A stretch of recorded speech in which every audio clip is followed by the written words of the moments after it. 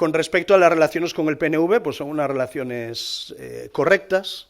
Desde luego ellos han decidido apoyar la investidura de Pedro Sánchez y tienen que hacerse corresponsables de las consecuencias del apoyo que le han prestado a Pedro Sánchez y al Partido Socialista en esta investidura. Creemos que esta legislatura es una legislatura fallida y que el PNV debería replantearse su relación con el Partido Socialista, porque a pesar de todas las informaciones que hemos ido conociendo a lo largo de los últimos meses, de las últimas semanas, que nos hablan de casos de corrupción de enorme gravedad, el Partido Nacionalista Vasco mantiene su apoyo cerrado a la continuidad de Pedro Sánchez. Y ese apoyo cerrado al gobierno de Sánchez les convierte en mucho más que socios, les convierte en cómplices de todo lo que haya hecho o pueda seguir haciendo el gobierno de Pedro Sánchez en estos momentos. Sobre los casos de corrupción, es evidente que hay unas responsabilidades penales que se dirimirán en los juzgados pertinentes, en la Audiencia Nacional, el Tribunal Supremo o los juzgados que investigan al entorno personal de gobierno y de partido de Pedro Sánchez. Pero hay unas responsabilidades políticas sobre todo lo que está sucediendo. Y en esas responsabilidades políticas, que no entienden de los tiempos judiciales, sino que los tiempos son otros, creemos que hay una responsabilidad política del presidente del gobierno y de su partido, pero también de los partidos que apoyan y respaldan a Pedro Sánchez en su continuidad en el cargo. Y en esa responsabilidad política incurre también el Partido Nacionalista Vasco. Y Aitor Esteban, como máximo responsable del Euskadi Buru Batzar, él también asume una responsabilidad política al mantener a este gobierno en la tesitura en la que nos encontramos. No puede eludir toda esa responsabilidad. Y por lo tanto creo que ha llegado el momento de que el Partido Nacionalista Vasco reconsidere su posición en cuanto a al mantenimiento de este gobierno. Hoy, efectivamente, el diario ABC publica una información, y es que la Fiscalía investiga 34 contratos a dedo del gobierno de la socialista Carolina Darias en Las Palmas de Gran Canaria, y nosotros, frente a esta información, que habla de 34 contratos a lo largo de los últimos 23 meses, con un importe que supera los 350.000 euros, nosotros lo que tenemos que hacer es exigir explicaciones y exigir máxima transparencia a la actual alcaldesa de Las Palmas, ¿no? Estamos ante un ejemplo más del modus operandi del Partido Socialista, ¿no? Contratos a dedo, contratos sin publicidad que provocan después investigaciones judiciales. Carolina Darias no es más que la sucesora de Salvador Illa, en el Ministerio de Sanidad, heredando prácticas de ese ministerio, y fue también ministra de Política Territorial antes que Ángel Víctor Torres, también investigado por contratos sospechosos, ¿no? Parece que los tres tienen muchas cosas en común.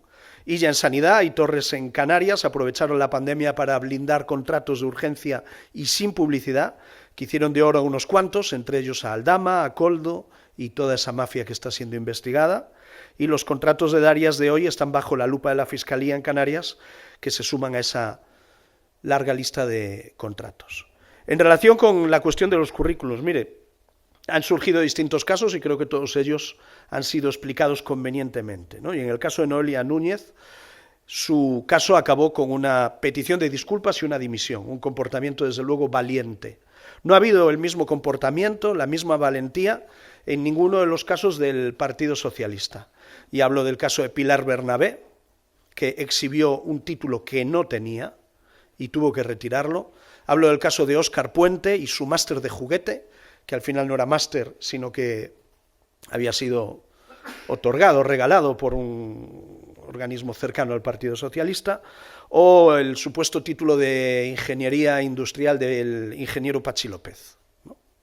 Podemos hablar también de la número 3 del PSOE, Anabel Mateos, recién elegida, que también tuvo que eliminar de su currículum un máster porque realmente no lo había obtenido, o de la tesis fake de Pedro Sánchez o la cátedra de Begoña Gómez, que carece de titulación universitaria necesaria, no solo para impartir una cátedra, sino para ser alumna de esa misma cátedra, ¿no? Y esto nos lleva al caso del comisionado de la Dana, que han tratado de saldarlo como una dimisión, que realmente creo que no fue una dimisión, sino una jubilación. Se ha jubilado.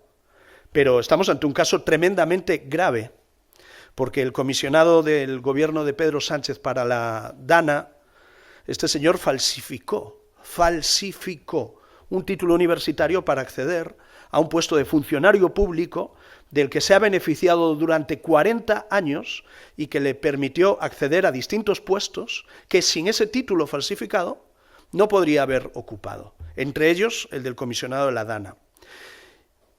No solo es que esto sea grave, es que grave ha sido la respuesta de Diana Morant, su jefa, ministra de Universidades para Mas Inri, que lejos de censurar la falsificación de un título universitario, pues aplaudió y elogió al timador.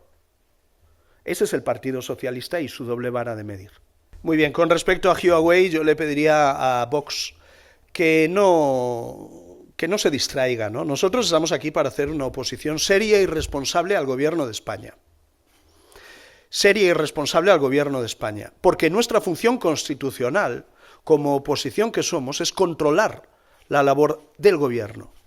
Y por lo tanto, si contratos del gobierno de Pedro Sánchez a una empresa china como Huawei comprometen la seguridad nacional de nuestro país, estamos hablando de una cuestión tremendamente grave, como para frivolizar con esa cuestión. Y desde luego hay un lobby muy vinculado a este gobierno que se llama Acento, que tiene intereses con esta empresa porque la representa en su relación con las instituciones en nuestro país, y a nosotros, independientemente de quién trabaje en esa empresa, queremos que el gobierno nos dé respuestas sobre si la seguridad nacional está siendo comprometida al hacer de esta empresa quien se encargue de la gestión, administración de grabaciones ordenadas por los juzgados de nuestro país. Creemos que es una cuestión tremendamente grave y que no se debería despistar nadie. Allá cada uno como entiende su labor de oposición, ¿no? Con respecto a los menores extranjeros no acompañados que se encuentran en una situación irregular en nuestro país. Bueno, parece que el próximo lunes 11, lunes de la semana que viene, comenzará el traslado desde Canarias a la península de cerca de 1 millar de menores extranjeros no acompañados que se encuentran en situación de solicitud de asilo, y que ha sido el Tribunal Supremo el que le ha dicho al Gobierno de España que se tiene que hacer cargo con sus propios medios de la atención de estos menores. Y eso es la prioridad en estos momentos, comprobar que efectivamente el Gobierno de España, el Gobierno de Sánchez, atiende a sus propias responsabilidades y a sus propias competencias. El 11 es el día que tiene que comenzar el traslado de esos menores, un traslado que, por cierto, ha ordenado el Tribunal Supremo al Gobierno de España en el mes de marzo, y que el Gobierno de Sánchez cumplirá 5 meses después. Tenemos un gobierno incompetente, muy dado a la demagogia, pero que desde luego está fuera de toda realidad. Y por lo tanto nosotros lamentamos la falta de información por parte del gobierno, que no le ha explicado a nadie cómo pretende resolver estos traslados de 1.000 menores, que es la prioridad en estos momentos. 1.000 menores que el Tribunal Supremo ordena al Gobierno de España que se haga cargo y que traslade de Canarias a la península. Le pedimos al Gobierno que nos aclare cómo lo va a hacer. Y ya digo, lo hace por orden judicial, con 5 meses de retraso. Está la ministra como para dar lecciones de nada. ¿Pero qué se cree esta ministra? ¿Pero qué grado de incompetencia es esta? ¿Que se hace cargo de sus propias responsabilidades solo por mandato judicial? Un mandato judicial que ha desobedecido a lo largo de los últimos 5 meses. ¿Y qué le recrimina a las comunidades autónomas? Exactamente. Vamos a ver qué es lo que sucede el lunes 11 y desde luego nosotros estaremos muy vigilantes. Mire, nosotros tenemos una posición tremendamente clara. con respecto a esta cuestión. Estamos a favor de la inmigración legal y estamos en contra de la ilegal.